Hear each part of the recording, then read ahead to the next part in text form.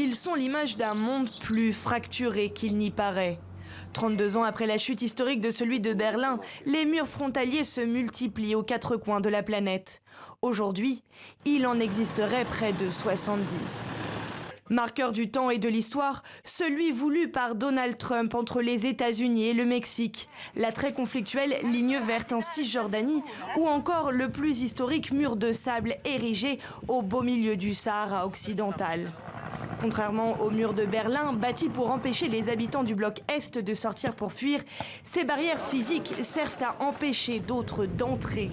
Depuis les attentats du 11 septembre 2001, le mur est en effet devenu un véritable outil politique, repris et encouragé par les politiques nationalistes au nom de la sécurité. On est davantage dans un spectacle politique. Il s'agit pour ceux qui défendent le mur de montrer que l'État fait quelque chose, qu'il est capable de contrôler ces migrations et d'ainsi de répondre aux peurs et aux anxiétés soi-disant de sa société, de ses citoyens face à la migration.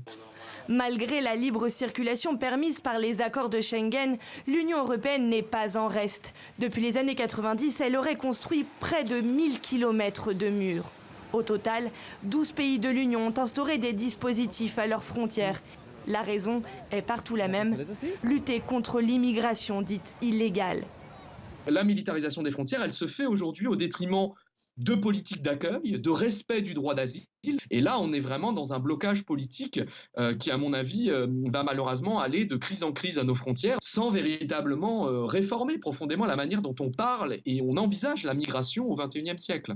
Aujourd'hui, près de 60% de la population mondiale vivrait dans un pays ayant muré ses frontières.